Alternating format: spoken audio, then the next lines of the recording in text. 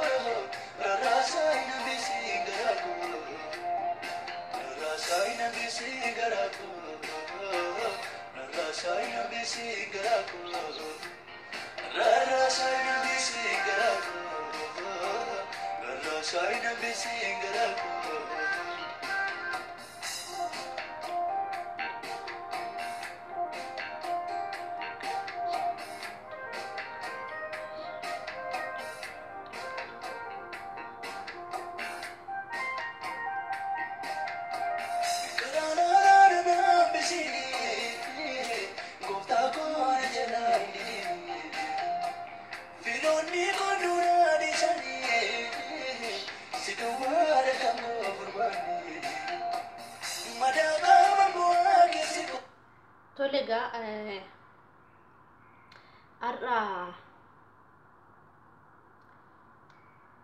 maal kan jedhu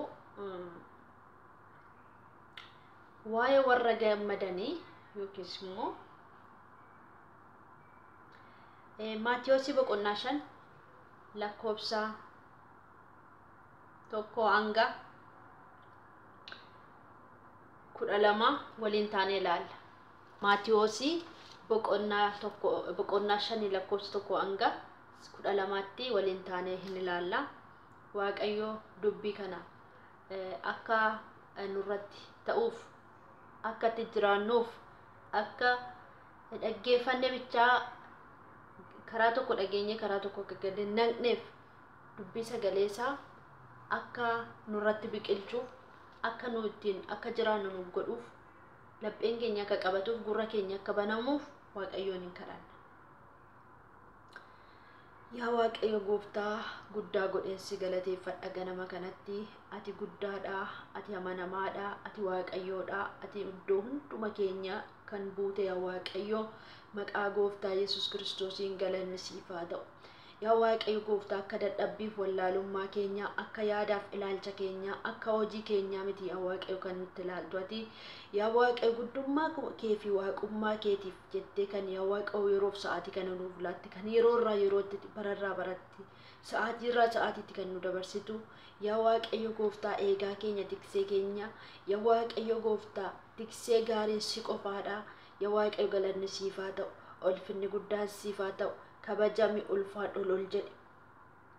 ijaabboloota na dhaggeeffataniif ijaabboloota na laalaniif ijaabboloota kanaatiif yaa Waaqayyo guddaan si galateeffadha ijaa biyya lafaa kanaatiif ijaa yaa Waaqayyo addunyaa kana ijaa aduu kanaaf ijaa qilleensa kanaaf ijaa samii kanaatiif si galateeffadha yaa Waaqayyo galanni siif haa ta'u ulfaadhu kabajami amaa tokko dhageenya yaa gooftaa yaa Waaqayyo gooftaa gurri koo nagaa dhagaye malee waan gaddaa waan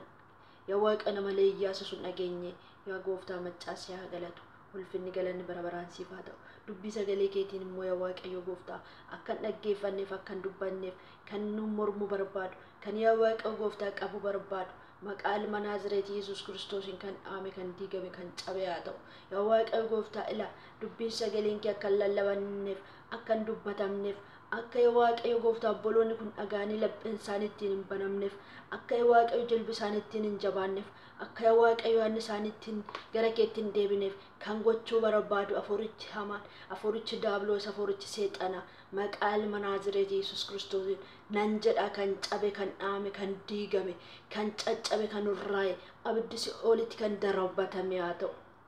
mormituun seexanaa kamillee kan lafa dha'e haa ta'u hidheera kan hidhame haa ta'u qilleensa kanarraa siif achi fiigee kan hojjetu lubbuu dhaloota baay'ee kan baasu yaa Waaqayyo jireenya dhaloota baay'ee kan qabu dhaloota qabu kan barbaadu waldaa kiristaanaa keessatti yaa Waaqayyo fakkaatee kan hojjechuu barbaadu maqaa Yesus Kiristoosiin kan caccabe kan urraa'e kan salphate haa ta'u gooftaa koo hin goota sagalee kee akka dhageenyuuf diina keenya yaa Waaqayyo caccabsiteetta sagalee kee akka dhageenyetti jiraannuuf akka yaa Waaqayyo ittiin jabaannuuf yaa Waaqayyo kan gootu si haa galatu diina keenya deebisteetta cabsiteetta garagalchiteetta yaa Waaqa salphisteetta si haa galatu nu immoo ilmaan kee mo'ichaa nu baasteetta nu moosisteetta ulfinni galanni bara baraan siif haa ta'u yaa Waaqayyo gooftaa cubbuuf dadhabbii wallaalummaa kee hundumarraatti nu qulleessi qulqulluun tokkollee hin jedhu sagalee tokkollee hin jiru jedha sagaleen kee nuti qulqulluu miti situ qulqulluudha yaa Waaqa ati qulqulluudha mudaa tokko hin qabdu si haa galatu yaa Waaqa waan nuuf dhiiftu waan fuula keetti nu deefattu waan araaraan nu deefattuuf si haa galatu gooftaa koo ati ulfaadhu galatuumi kabajan maqaan kee lolaa jedhu maqaa Yesuus ameen. Egaa obboloota koo Maatiyoosi boqonnaa 5 lakkoofsa 1 hanga 12tti hanga Waaqayyo na gargaare hanga dubbadhu naan jedhan dubbadha jechuudha. Sa'aatiin qabus badaa miti. Viidiyoon koo dhaabbachuu danda'a. Akkana jedha waa'ee warra gammadanii waa'ee warra gammadanii mata dureen koo jechuudha. Akkana jedha Yesus namoota baay'ee sana argee gaaratti ol ba'e erga inni ta'ees barattoonni isaa gara isaatti walitti qabamanii inni barsiisummaa kanaan afaan isaa saaqqate kana karaa hafuuraatti hiyyeessota warri taatani gammadaa gammadoo haa ta'an karaa hafuuraatti hiyyeessota warri ta'ani haa gammadani mootummaan waaqayyoo kan isaaniiti yoo jedha mootummaan waaqayyoo kan isaaniiti yoo warri garaan isaanii gaddee haa gammadan isaan jajjabina in argatu warri maal ta'e warri garaan isaanii gaddee haa gammadan isaan gammaduuf jiru ililchuuf jiru galanni Yesuusiif haa ta'u warri garaan isaanii gadde warri haa gammadan warri garaan isaanii gadde haa gammadan isaan gammachuu argachuuf jiru warri garraamin gammadanii haa gammadani isaan biyya isa abdachiifame hin argatu warri garaan qajeelaa akka midhaanii beela'anii akka bishaanii dheebotanii haa gammadani isaan geessifachuuf jiru warri waan gaariidhaan dheebotan warri waan gadhee waan biyya lafaa duukaa bu'an hin jenne warri waan gaarii dheebotan yeroo hundumaa waan gaarii gochuudhaaf warra tattaaffatan haa gammadan isaanii geessifachuuf jiru warri namaa foo'anii haa gammadan isaan ho'a hin argatu warri yaadni garaa isaanii qullaa'oo haa gammadani inni waaqayyoon in argu warri nagaa buusanii haa gammadani isaan ijoollee waaqayyoo in jedhamu warri qajeelummaadhaaf jedhani aryatamani haa gammadani mootummaan waaqa kan isaaniiti oole anaaf jedhanii namoonni yemmuu isin arrabsanii yemmuu isin aryatanii sobaanii waan hundumaa yemmuu isin irratti dubbatanis gammadaa anaaf jedhanii warri isin sobaan isin irratti dhugaa ba'an warri isin aryatan yoo jiraatan gammadaa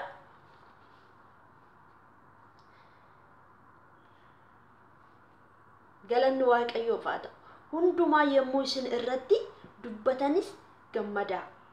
hin gaddiinaa gammadaa maaliif ati dhugaa qabda abbaan dhugaan kee Kiristoos isaan raajota warra isin dura akkasuma aryachaa turani dura akkasumas aryachaa turani egaa yeroo hundumaa gammadaa ililchaa waaqa irratti gatiin keessani guddaa hin ta'a isaaniin jedhe eessatti waaqa irratti gatiin keessan guddaa hin ta'a biyya lafaa kanarratti hin jenne biyya lafaa kanarra siruma ulfinni hin jiru gatiin qabu gatiin keenya gubbaarratti gatiin keenya guddaa akka ta'e wangeelli kun nutti hima Maatiyos boqonnaa 5 keessatti lakkoofsa 12 irratti jechuudha kanaaf Yesuus namoota baay'ee